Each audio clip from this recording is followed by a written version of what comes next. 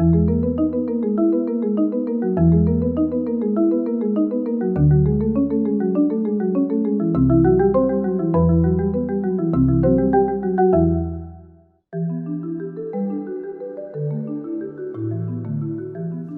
is often described as the jack of all trades class. They're pretty good at everything, but where I think they really shine is in a group support role. A warden makes almost any group better simply by being present. So for this build, I wanted to make the ultimate team player, and I wanted to do so by leveraging that multifunctional, flexible nature of the warden class. We have a ton of healing power, a ton of powerful group buffs. If the team needs damage, we have a fairly effective offensive kit as well, and flipping back and forth between those two modes is as easy as a bar swap. All the while, whichever mode we're in, we'll be fortifying our allies, making them a stronger, better version of themselves. This is a light armor Magicka Warden using a fire staff and a resto staff. It's for non-CP PvP. It's great for battlegrounds, either solo queuing or with a pre-made group. It also works great in Cyrodiil. It's not a build that really focuses a lot on doing tons of damage and getting lots of kills. We do deal enough damage to stand our ground and defend ourselves if we need to, and we'll definitely pick up some kills here and there, but really, I think of it more as supplemental damage. We're throwing in a little extra firepower to help our allies' attacks hit harder. It really is all about helping the team succeed, and if we pick up a kill or two along the way, all the better. For my race, I'm a Breton, mainly for the Magicka Mastery passive. Since we're filling both offensive and defensive roles, we'll be using a lot of Magicka, and so we need all the help we can get with sustain. For my Moondastone, I'm using the Atronach for yet more sustain. For my food, I'm using standard tri-stat food, and for potions, I'm using standard tri-stat potions. And here's a look at the stats. I'll also put a link in the description for the UE-SP build. If you want to take a closer look at the stats or anything else, you can do that there. But just to cover the basics for our audio listeners, our max Magicka is at 26,000, our max health is also 26,000, max stamina is 15,000, Magicka recovery is right at 2,000, and our fully buffed spell damage is 3,100. And remember, these are non-CP stats, and that Magicka recovery does not reflect our cost reduction that we get as a Breton or the extra Magicka regen we get from our Betty Niche. A quick overview of the gear for my monster set. I'm using Mighty Chudan, I'm using Spell Power Cure for one of my 5-piece sets, and Robes of Transmutation for the other 5-piece set. I'm using 6 light, 1 heavy because that's all I really have, but 5 light, 1 medium, 1 heavy would be ideal just to get the most out of the Undaunted Metal passive. Impenetrable on all 7 armor pieces. I'm also using tri-stat glyphs on all armor pieces. You could totally just use Magicka glyphs, that would be just fine. My jewelry traits are all infused. I'm using 1 recovery glyph and 2 spell power glyphs. And for my weapons, I'm using a sharpened fire staff on the front bar with a weapon damage glyph, and a powered resto staff on the back bar with a weakening glyph.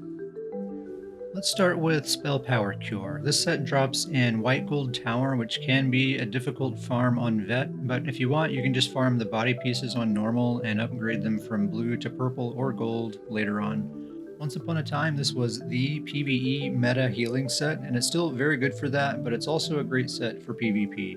It gives us more total spell damage than Julianos, but unlike Julianos, it allows us to share a big portion of that damage with our allies. It's basically like giving them a free warrior or apprentice Moondastone on top of what they already have. It's very easy to proc. As long as your teammates stay close, they're going to have this active on them 100% of the time. Robes of Transmutation is a staple PvP healing set for good reason. When you heal yourself or an ally with the heal over time, you grant them a whole bunch of crit resist. And we have a bunch of heals over time in this build, so we're going to be able to maintain 100% uptime on this pretty easily. This set is especially valuable in non-CP, where it's really easy to stack critical strike chance and critical damage, but sources of crit resist are precious and scarce. So your teammates will immediately notice a difference in how much more durable their characters feel. This set is also really easy to get. It's a commonly dropped set in PvP, and you can usually find the pieces really cheap at guild traders. Mighty Chudan, I'm using this mainly to free up bar space and alleviate the somewhat buff-heavy nature of the Warden's rotation. It allows me to remove Ice Fortress from my bar, which is one less buff I need to worry about. And in a way, you could think of one of my slotted skills as the true two-piece bonus, because this set enabled me to slot a skill that I otherwise wouldn't have been able to. It also gives me a good amount of extra resistance for the one-piece bonus, and the extra 1200 health is also pretty nice. The headpiece drops from the final boss in Veteran Ruins of Mazatoon, which can be one of the more challenging DLC dungeons. But if you're with a group who knows the mechanics, it's really not that bad, and you only really need to complete it once, and it's a guaranteed drop. And if you don't get the weight or trait that you want, more than likely someone in the group will be willing to trade. On the Infused Jewelry, I'm using 2 damage glyphs and 1 recovery glyph. It's really up to the player to decide how much damage versus recovery feels right to them, so feel free to experiment. This is just what feels good to me. And my Fire Staff is sharpened because that's just how it dropped, and it's a good enough trait, so I didn't want to waste transmute stones to change it. But other good traits are Infused, Precise, or Nirnhoned. And I'm using the weapon damage glyph on the front bar so that I have the maximum possible uptime on the bar where I'm doing the most damage. And my Resto Staff is powered. Again, this is just the trait that it dropped with, but it's actually a really good trait. It increases our healing power quite a bit. It's probably the one that I would choose anyway. When we're in healing mode, we pretty much just stay on the back bar, so we get quite a lot of use out of this trait. Let's talk about the skills. For my main spammable, I'm using Screaming Cliff Racer because it does decent damage and it activates the Bond with Nature, Savage Beast, and Advanced Species passives, which I think is very valuable. One drawback is that the travel time is pretty slow, so it is easily dodged, but I find that it lands often enough, and the other benefits that it gives still makes it worth using in my opinion. Deep Fissure is our main burst attack. It deals a ton of damage in a big area of effect. It also applies Major Breach to enemies hit, which will make it easier for the people on your team to pick up some kills. Flame Clench is the only instant stun we really have access to. It's pretty basic, but very valuable.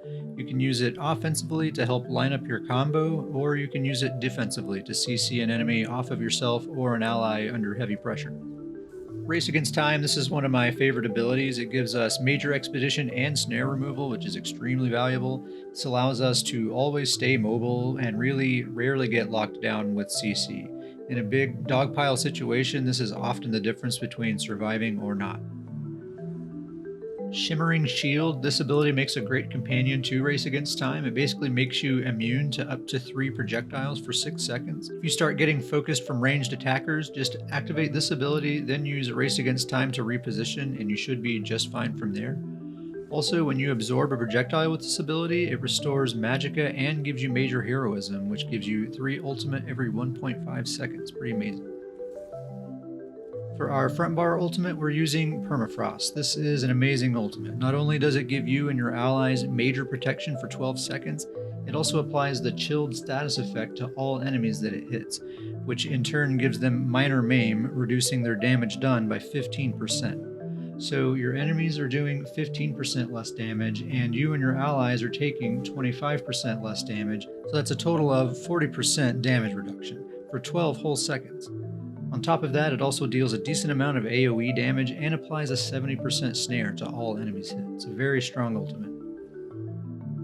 On the back bar, I'm using Radiating Regeneration. This is a strong heal over time for a pretty low cost. It hits 3 targets per cast, and I don't have to be facing targets to hit them, which I like. Illustrious Healing is a very strong AoE heal over time, again for a fairly low cost.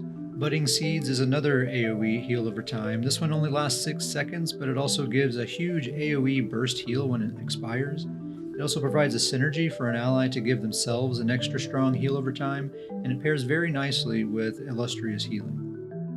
Blessing of Restoration, I'm using this as my main burst heal instead of Enchanted Growth, really because it simply costs less and heals for more. And the secondary effects that these abilities provide, I think, are about equally valuable, so really I'm just concerned about the healing versus cost, and this ability wins in both departments. Blue Betty, this is one of my favorite skills. It gives us our major damage buff, restores Magicka while active, cleanses a negative effect automatically every 5 seconds. It also cleanses a negative effect immediately, so you can just spam it over and over again to remove multiple negative effects.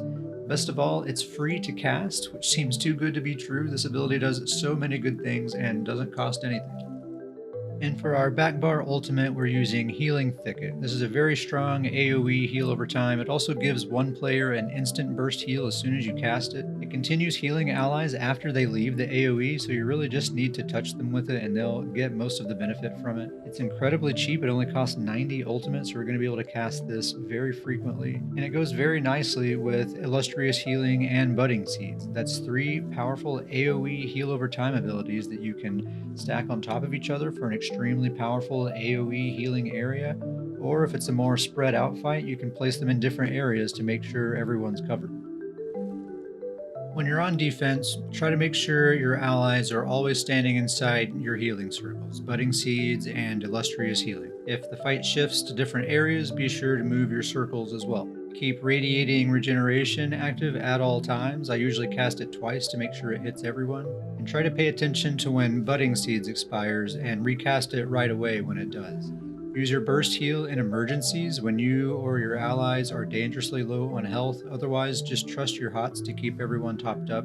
Be generous with your healing ultimate since it's so cheap and we generate ultimate so fast thanks to Shimmering Shield. We don't really need to worry too much about saving up our ultimate. I often use it preemptively if I think things are about to get difficult because even if I'm wrong, it's worth playing it safe because I'll have the ult back soon anyway. Make sure to keep Betty Netch active at all times and try to keep Shimmering Shield up as much as you can without draining your Magicka pool too much. In between heals, if you find yourself with an extra 3 seconds or so to spare, feel free to do some damage. The offensive combo is very simple. Cast Deep Fissure, then CC them with Flame Clench, then cast Cutting Dive, which should land right about the same time as Deep Fissure. Then just repeat, but remember that they'll be on CC immunity now, so just leave out Flame Clench and do Deep Fissure and 2 Cutting Dives. Then on the next rotation, put Flame Clench back in, and so on. And if you can have Permafrost running during all of that, all the better. And I think that's going to do it for this build video / podcast. I hope you enjoyed it. If you have anything you'd like to add or ask, feel free to leave a comment or email me at kitsparrowhawk@gmail.com. Until next time, good luck out there.